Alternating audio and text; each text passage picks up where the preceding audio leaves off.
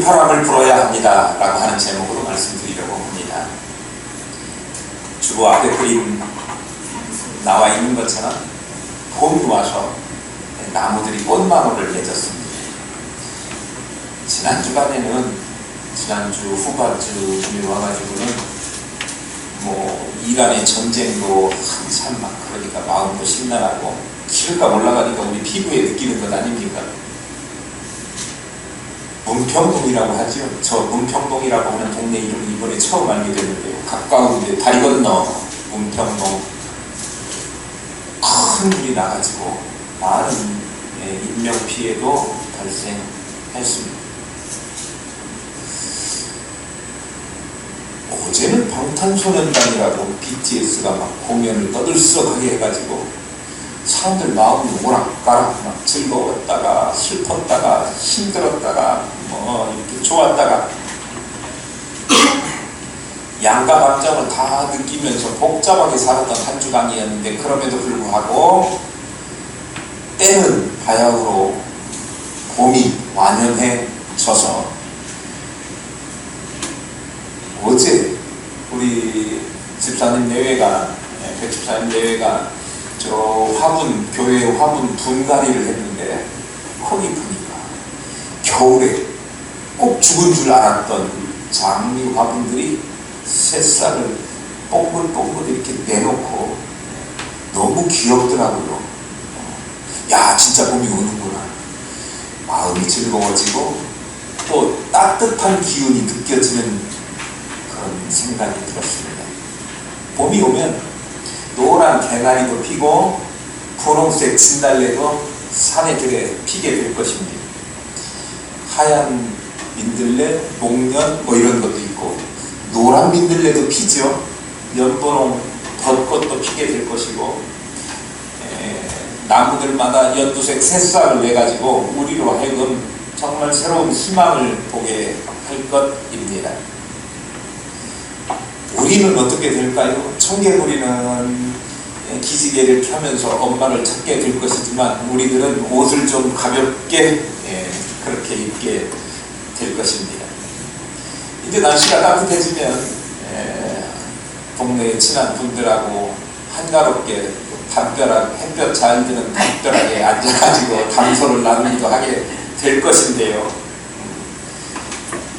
봄은 참 좋아요. 따뜻한 계절이고 만물이 생동하고 싹을 틔우고, 그렇게 만물이 봄이 왔다 그렇게 노래를 하는 처음이 되죠. 우리의 마음도 밝아지는 것 같습니다. 오늘 본문이 이 봄을 모티브로 해서 우리에게 하나님의 속마음을 보여주고 들려주는 그런 말씀인데요. 오늘 본문의 말씀을 통해서 지금 휘파람을 불어야 합니다, 그런 제목으로 말씀드리려고 하는 거예요. 1절을 한번 보실까요? 봄비가 올 때에 여호와 곧 구름을 일게 하시는 하나님께 비를 구하라. 우리에게 소낙비를 내려서 밭의 채소를 각 사람에게 주시리라. 봄비가 올 때 구름을 일게 하시는 여호와께 비를 구하라 그랬습니다. 때를 알아야 봄비가 올 때인지 아니면 여름 소나기가 올 때인지 때를 분별할 줄 알아야 되는 거죠. 때를 아는 것이 중요해요. 그래서 봄비가 오면 여호와께 구하라 그랬는데, 때를 놓치지 않고 하나님 앞에 늘 구하라 그런 뜻입니다. 때를 놓치게 되면 아무리 노력하고 수고한다고 해도 노력과 수고가 그 결과를 맺지 못하고 허공을 치는 일이 되고 말 것입니다. 한겨울에 씨앗을 뿌릴 수 없잖아요. 뿌려봤자 씨앗도 나지 않을 것이고요. 그렇다고 겨울이 지났는데도 씨를 뿌리지 않는다고 하면 아무것도 거두지 못하게 될 것입니다. 그러니까 때를 잘 분별해서 그 때에 맞는 일을 해야 되는데, 지금은 비를 내리시는 하나님의 때가 되었으니 하나님께 비를 내려달라고 간구해라, 그런 의미예요. 봄비가 올 때에 여호와께 비를 구하라.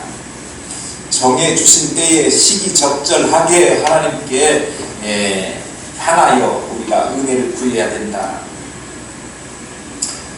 서두에 말씀드린 것처럼 봄이 오면 얼어붙은 땅들이 녹아서 부드럽게 됩니다.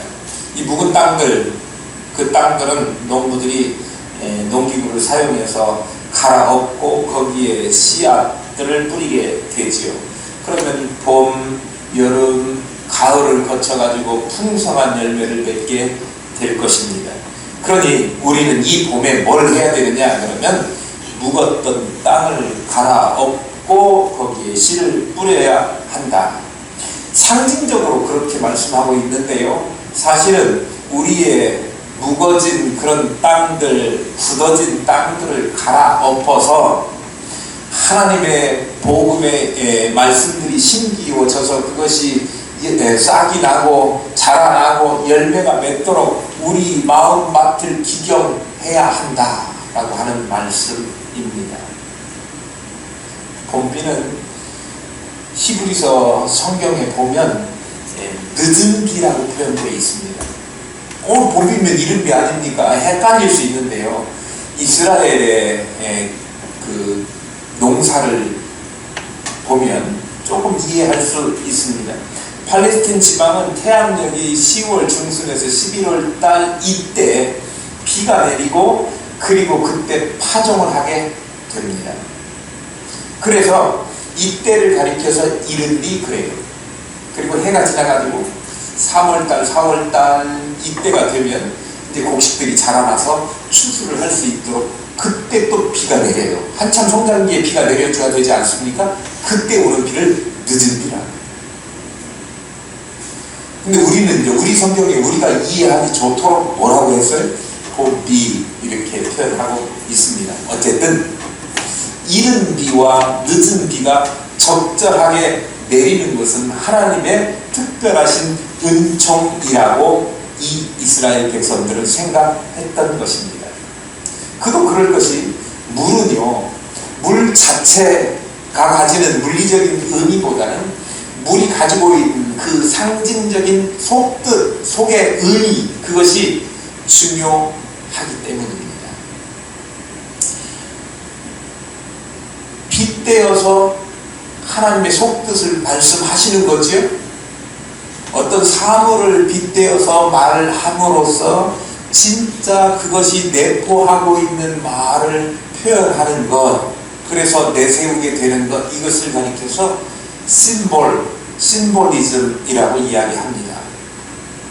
성경에 물을 비롯해서 물과 관련된 단어들이 많이 있습니다. 물, 비, 이슬, 샘, 시내, 이런 것들은 다 물, 비, 뭐 이런 거 연관이 돼 있잖아요. 뭘 뜻하느냐 그러면 하나님의 은혜를 뜻하는 상징성을 가지고 있는 것들입니다. 이스라엘에서 가장 피부로 느끼게 되는 그것은 태양이 한국의 태양과는 다르다고 하는 것입니다. 7, 8월 달에 유대 광야를 걸어간다고 하면 누가 알려주지 않아도 물이 정말 소중하구나 라고 하는 사실을 저절로 터득하게 됩니다. 이스라엘 백성들, 지난주에 우리 말씀했지요. 홍해를 건넌 지 3일 동안 걸어왔는데 물이 없었어요. 죽을 지경이 되었죠. 그러니까 모세를 향해서 막 눈을 가리고 막 이 원망 섞인 욕을 했을 거예요. 하나님한테 간구했더니 막대기를 가지고 하니까 뭐 어떻게 됐어요? 마라의 쓸물이 달게 변하겠죠. 조금만 참았으면 거기 마라에서 물 못 먹어도 11km만 조금만 더 걸어왔으면 엘리에 와서 오아시스에서 정말 깨끗하고 시원한 물을 먹을 수 있었을 텐데 하나님 앞에 원망하고 모세한테 원망한 것이 곧 하나님 앞에 원망한 거 아닙니까? 원망하고 그랬던 것 우리가 기억합니다. 그만큼 물이 한시도 견딜 수 없을 만큼 막 저절로 입에서 욕을 막 할 수밖에 없는 그렇게 간절한 생명에 꼭 필요한 것이었더라. 그게 물이었다고 하는 거죠. 1년 중에 실제로 비가 오지 않는 계절이 팔레스틴 땅에는 지금 중동 화약고 아닙니까? 이란, 이스라엘 서로 미국과 전쟁하는 그 땅 8개월 정도 비가 내리지 않아요. 그러니까 지금 이란이 그 식수원 만드는데 거기를 공격할까 말까 속으로 이렇게 이야기하는 거예요. 지금 뭐는 쿠웨이트나 주변에 있는 나라들의 그 미군 기지나 아니면 막 그 원유 생산하는 게 그런데 막 파괴하지 않습니까? 세계 경제가 엉망진창이 되었는데 그럼에도 불구하고 뭐는 안 하려고 하느냐 그러면 식수 공급하는 데는 파괴하지 않으려고 해요. 그게 너무나 중요한 것이기 때문에 전쟁 중에 있다라고 하더라도 타국에 있는 시설이라고 하더라도 그거는 공격하면 정말 이게 안 되는 거죠. 해서는 안 될 최후의 보루가 이거예요. 생명선이기 때문에. 그런데 어쨌든 1년 중에 8개월씩이나 비가 안 오는, 그렇기 때문에 옛날에 수비시설이 지금처럼 발전하지 않았을 때에는 그 자체가 생명이었던, 생명을 유지시켜주는 귀중한 것들이었기 때문에 물을 얻기 위해서 그 사람들, 옛날 사람들은 특히나 노력을 많이 했고, 우리가 알 수 있는 한계를 훨씬 더 뛰어넘는 물에 대한 열망, 그런 것들이 그들에게 있었습니다. 물은 그만큼 그들에게 소중한 것이었습니다. 그러니까 이스라엘 사람들, 동남아 쪽도 마찬가지죠. 동남아 쪽도 건기, 레인 시즌, 그 다음에 드라이 시즌, 우기가 있지 않습니까? 비 안 올 때는 한 방울도 안 오다가 비가 올 때는 날마다 시도 때도 없이 비가 와요. 그러니까 우산도 안 갖고 다니면서 비 안 오던 시절에 그 뜨거움, 타는 갈증, 그런 거 생각해서 비 안 오면 막 그냥 빗속으로 달려갑니다. 비 맞은 채로. 그리고 어떤 사람들은 비누를 같이 가지고 이렇게 문 대고 샤워도 하고 그래요. 가끔 동남아에 가면 그런 거 볼 수 있습니다. 물론 도해지는 그렇지만 시골에 가면 아직도 여전히 물이 귀한 그런 곳은 그런 일들을 하지요. 이스라엘의 유대인들, 비 와도 비가 너무나 소중하고 하나님의 은혜라고 생각하기 때문에 비 와도 우산을 안 써요. 그냥 못 입은 채로 비 맞고 그냥 가깁니다. 우리나라는 그러면 안 돼요. 우리나라는 비 온다고 우산도 안 가지고 속옷만 입고 가면 사람들이 이상하게 옷 입고 가야 된다고 하거든요. 어쨌든 비는요, 은혜의, 생명의 상징을 가지고 있습니다. 성경에서 그러니 비, 이슬, 시내, 강, 샘, 이런 것들은 하나님의 은혜를 상징하는 것으로 쓰이지. 특히 이런 것들을 생각해보면 비는 우리가 인공강우 만든다고 하지만 인공강우 제대로 된 경우가 없고 거의 다 실패합니다. 그냥 하늘에서 내리는 거예요. 우리가 노력하지 않아도. 신의 물도 마찬가지고 우리가 무슨 뭐 샘을 파갖고 하는 거 아니죠. 강 다 마찬가지로 노력하지 않아도 저절로 얻게 흐르게 되는 물을 이야기하는 거예요. 그러니 우리가 노력하지 않았는데도 풍성하게 주시는 이 은혜를 상징할 때 이런 것들이 사용된다, 그런 말씀입니다. 사람의 손이 닿지 않은 물이에요. 사람의 손이 닿는 물은 뭐죠? 반대로 사람이 막 수고를 엄청 해야만 물을 얻을 수 있는 거예요.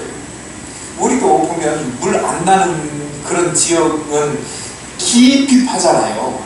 조금만 파도 물이 나오는 것들도 많이 있지만 파도 물이 안 나오는 데가 있고, 안반이 딱 막혀 있어가지고 그걸 뚫지 않으면 물 있는 데까지 닿을 수 없어서 안반 뚫기가 보통 쉬운 일이 아니잖아요. 지금은 기계가 뚫어주지만 옛날에는 사람들이 다 우물 크기만큼 해가지고 구덩이 내려가면서 쪼아가지고 그 안반을 뚫어야 되니까 별로 여러분들은 그 안반 뚫는 일이 힘든 일이 아니구나 이렇게 생각하시는 것 같아요.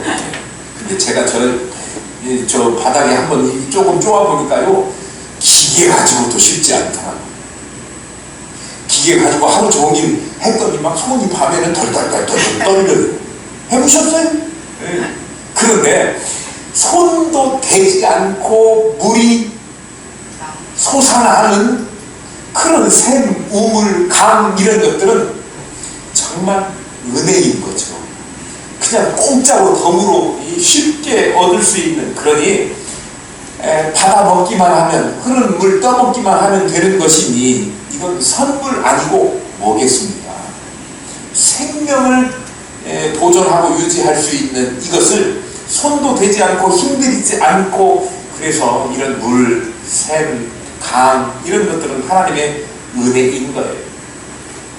특히 오늘 본문 1절에 보니까 소낙비를 내려서 밭에 채소를 각 사람에게 주리라 이렇게 말씀하셨는데, 소낙비는 뭐냐 그러면 여름철에 막 엄청 뜨거울 때 비가 확 내려가지고 그 달구어졌던 그 땅의 온도를, 지온을 식혀줘서 식물들이 고사하지 않고 살아남을 수 있도록 하나님이 비를 주시는데, 흡족하게 확 식힐 만큼의 그런 소낙비를 주신다. 하나님의 풍성하신 은총을 상징하는 말씀입니다. 그러니 우리가 소낙비 같은 차고 넘치는 은총을 하나님께서 주실 것인데요, 하나님 우리가 구하는 것보다 훨씬 더 많은 것, 풍성한 것, 넘치도록 채우시는 하나님이심을 우리가 아는데, 그 하나님께 우리가 구하라, 은혜를 구하라, 그렇게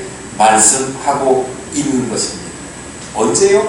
꼭 필요한 때에, 구해야 될 때에 구해라.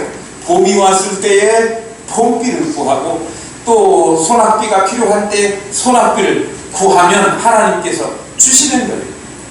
비가 단순히 자연계의 축복만을 의미하는 것이 아니라 하나님께서 우리에게 주시는 은혜들을 상징하는데요, 이런 비는 뭐죠?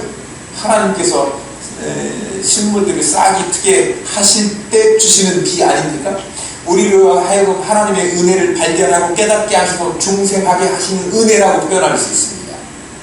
그런데 중생했다고 우리가 그냥 다 하나님의 은혜 가운데 사는 것 아니지 않습니까? 중생했어도 우리가 신앙을 유지하면서 커가면서 장성하면서 하나님의 은혜를 더욱더 크게 하고 하나님께 영광을 돌리는 삶을 살 수 있도록 우리가 성장하고 발전하게 하는 것, 그래서 열매 맺게 하는 것, 그런 비가 필요한 거예요.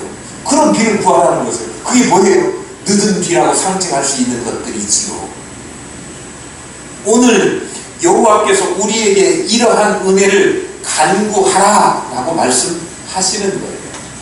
은혜 구원 받았으니 그냥 있으면 된다가 아니고, 구원 받았어도 하나님의 더 크신 은혜를 사모해서 하나님께서 부어주시는 축복 은혜들을 만끽하고 누리면서 감사하고 찬송하라. 그러니 제가 아무리 봄에 비 온다고 해도 비 오기를 간구해라, 이것이 오늘 본문이 말씀하고 있는 것입니다.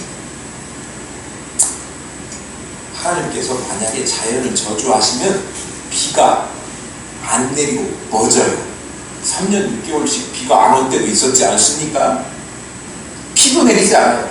하나님이 은혜와 축복을 주셔야 비가 내리는 것이지. 그래서 하나님께서 비 주시기를, 은혜 주시기를 기도하라, 간구하라. 비가 내리지 않는 땅을 뭐라고 이야기합니까? 사막이라고 이야기하지 않습니까? 은혜 없는 심령은 사막과 같은 심령입니다. 사막에 사는 짐승은 도끼를 품은 짐승밖에 안 살아요. 성경에 보면 아시죠? 독사. 또 뭐요? 독을 잔뜩 품은 전갈. 그리고 막 사나운 이리. 성경에 보면 다 그런 것들이 사막에 살아요. 광야에 살아요.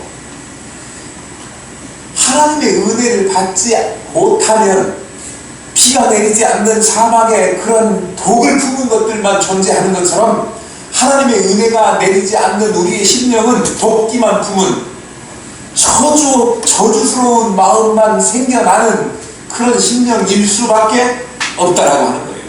그러니까 우리가 하나님께 은혜를 구하고, 식물도 그렇지 않습니까?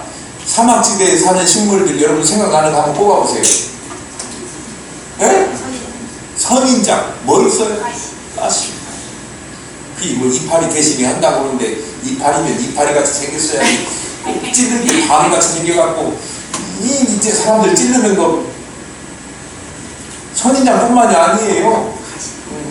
아카시아 나무 있죠. 제가 성전 할 때 그 조각무 이야기할 때 말씀드렸어요. 가시가 찔르면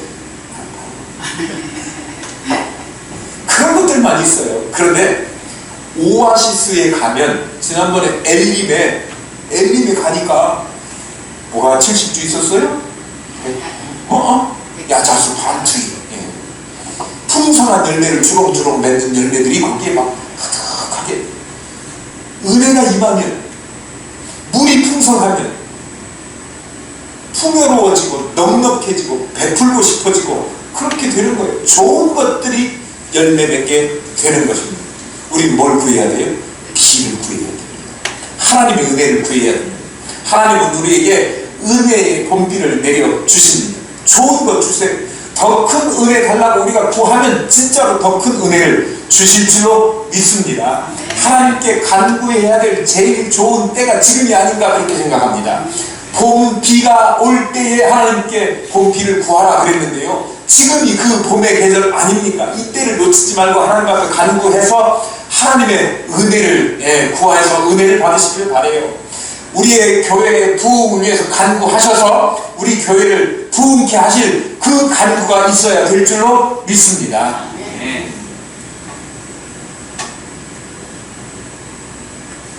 제가 곰곰이 간간이가 아니고 마음이 급하니까 말이 섞여 나와요. 곰곰이 생각을 해보니까 우리가 소원하고 바라고 믿고 막 이런 것들은 하나님 반드시 이루어지는 것 같아요. 가장 간단한 것부터 말씀을 드릴게요. 주차장에 여러분들 오실 때 항상 눈에 걸리적거리던 것이 항아리. 그것을 올렸어야 되는데 못 올려가지고 늘 걸리적거렸는데 이거 올려야지, 기회만 되면 올려야지 그렇게 생각하고 있었어요. 늘 마음속에 품고 있었더니 기회가 왔어요. 주차장 지금 바닥에 페인트 칠하려고 여러 가지 작업을 하고 있는 중인데요.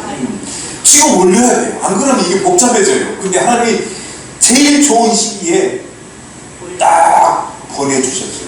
그래가지고 이제 앵겨가지고 올려주세요. 그랬더니 막 즐거운 기쁜 마음으로 그걸 올려줬어요. 아니 내가 3층까지 올라오라고도 안 했는데 자기가 자발적으로 올라가고 그거를 아니 소리 가봐요 나보고 그러더니 자기네들끼리 올려줬어요. 이런 일이 있어요. 뭐 하니까 마음에 품고 소망하고 원하고 바라고 기도하고 원하고 바라고 기도하면 하나님께서 이루어 주실 것인데 이제 우리가 뭐 품어야 되느냐? 지하 탈출하게 해주십시오. 그렇게 원하고 바라고 기도했더니 지하 탈출했지 않습니까? 이 절을 아름답게 고쳐주십시오. 원하고 바라고 기도했더니 이렇게 아름답게 고쳐주시고 우리가 4월 25일 날 입당 예배, 임직 예배, 주임 예배 하게 되지 않았습니까? 이제 우리가 원하고 바라고 기도해야 될 제목은 뭐냐? 하나님 이 절을 채워주시옵소서.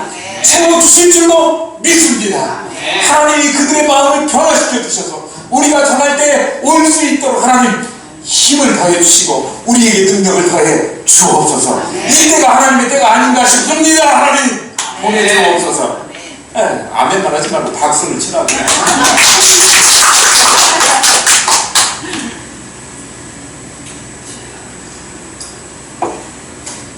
하나님께 간구하면 하나님의 언약을 믿는 사람들은 이 하나님께서 은혜 주실 때를 기다려가지고 은혜의 믿음을 타야 돼요.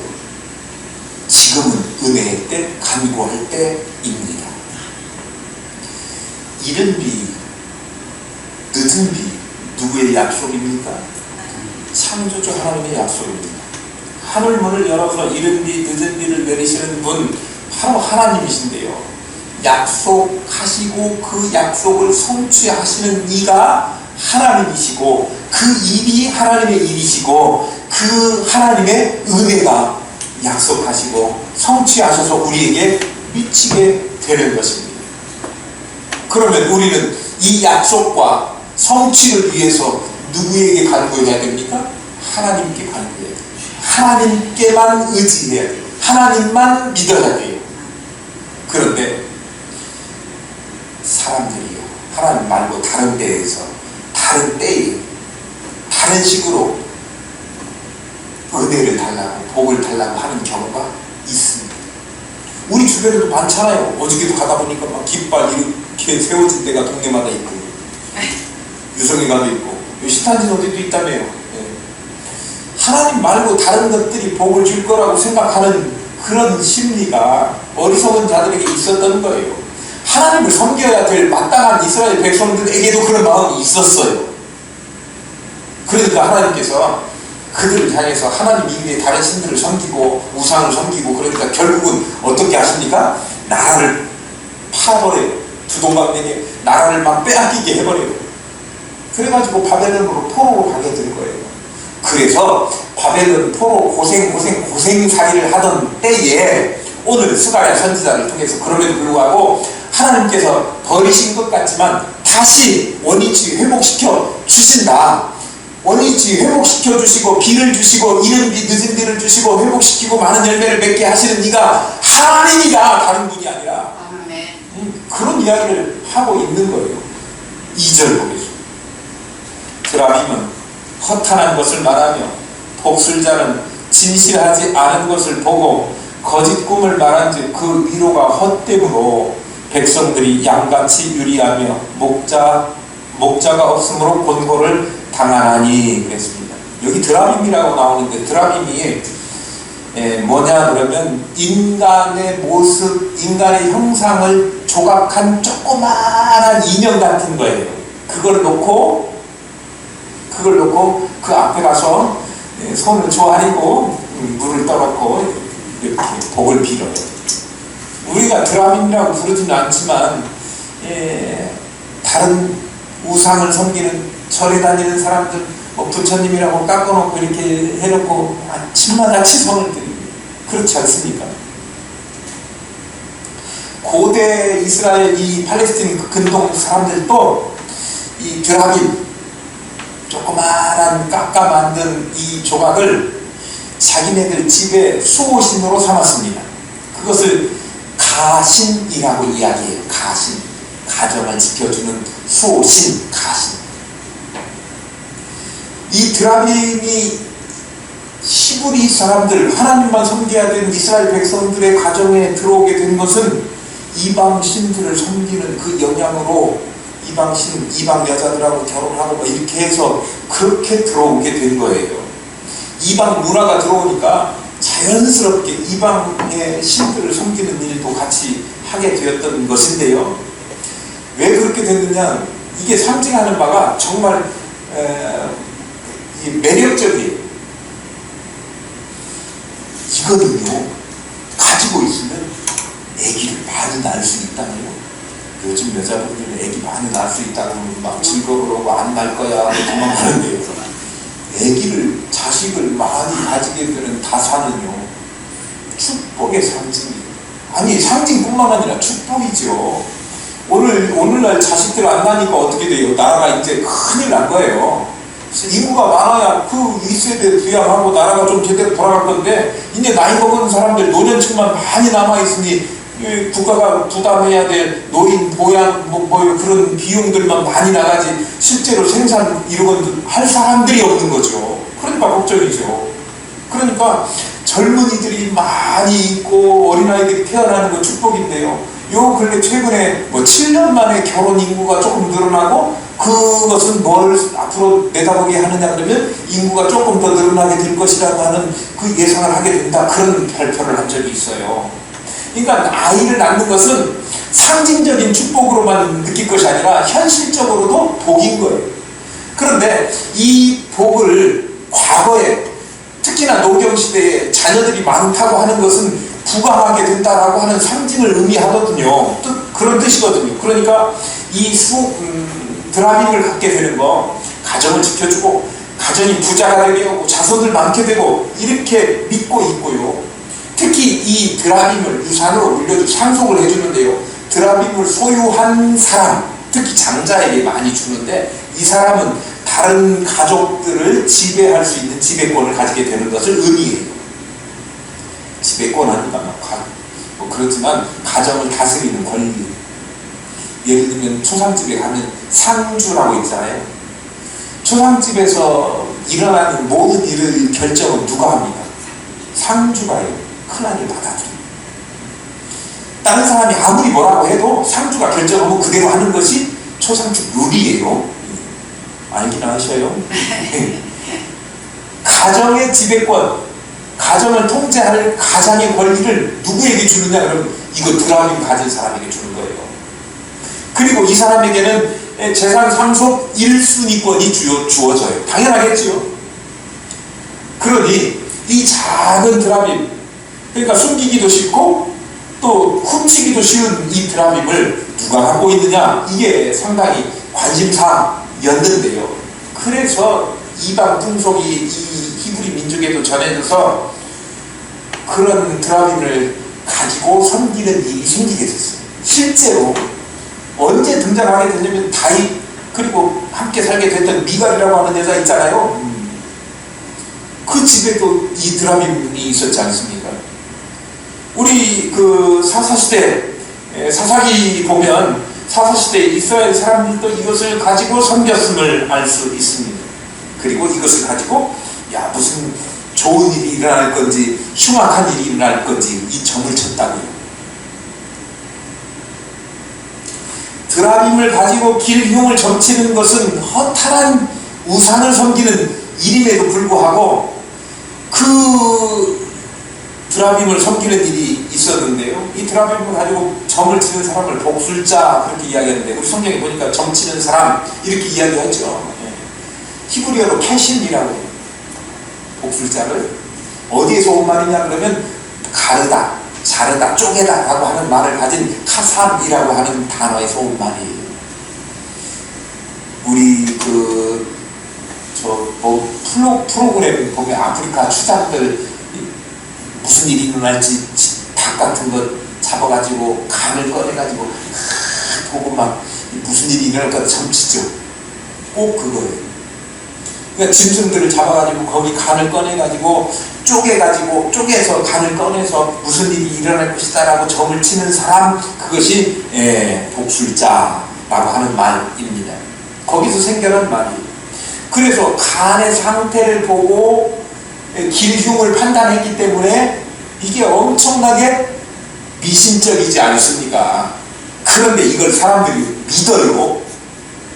오늘날도 그렇지 않습니까? 토종 미기를 보고 뭐 점괘 복채하고 뭐 카드 타로 쫙 해갖고 이 뽑아 그러고, 아니 이게 무슨 결론이 나는 전지전능하신 여호와 하나님께서 우리에게 계시하신 그 진리와 진실, 사실, 변함없는 그것들을 믿고 그렇게 나가야 되는 것이지, 무슨 카드 조각, 간 쪼개가지고 봐가지고 그것을 기륭을 안다고 하는 그것이 우리에게 소망을 주는 것이 아니라 어리석은 착각을 하게 만들어가지고 우리로 하여금 더 구렁텅이, 실패의 자리로 나가게 하는 거예요. 하나님께서 이스라엘의 참 목자가 되시는데도 불구하고 우상을 숭배하는 것은 스스로 이 목자를 떠나서 헤매는 양들과 견줄 때 다름없다, 그런 이야기예요. 왜냐하면 목자의 보호와 인도하심을 받으려고 하지 않고 험한 산길로 나가가지고 떠돌아다니는 양 같은 처지가 될 것이기 때문에 그래요. 그러니까 여호와 하나님을 섬기고 여호와 하나님 계시의 말씀을 따라 사는 것이 중요하지, 세상의 어떤 일시적으로 나에게 마음 편하게 해줄 것 같은 길흉을 예측해주는 다른 신들, 그것이 우리를 위로하거나 우리에게 참 진리를 가르쳐줘서 앞으로 나아갈 길을 보여주지 못한다, 그런 얘기예요.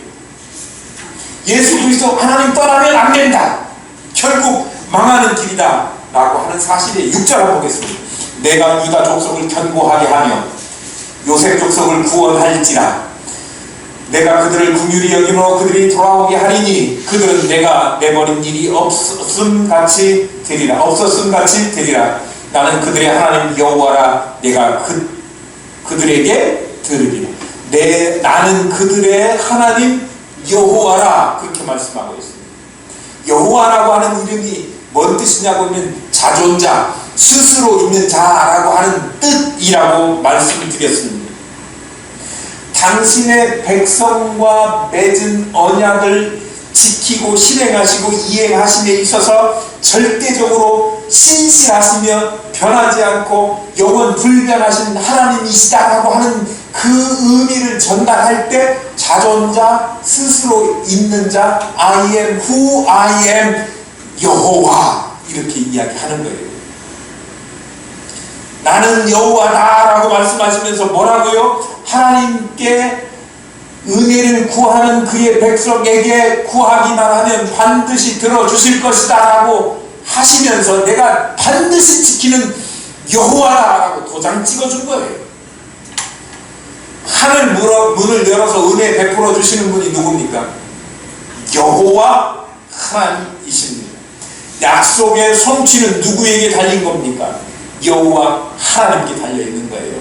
그러니 우리는 여호와 하나님만 의지하고 믿고 그에게만 간구해야 합니다. 다른 이에게 다른 것으로 다른 수단을 통해서 하나님의 은혜를, 하나님의 구원을 얻을 수는 없는 거예요.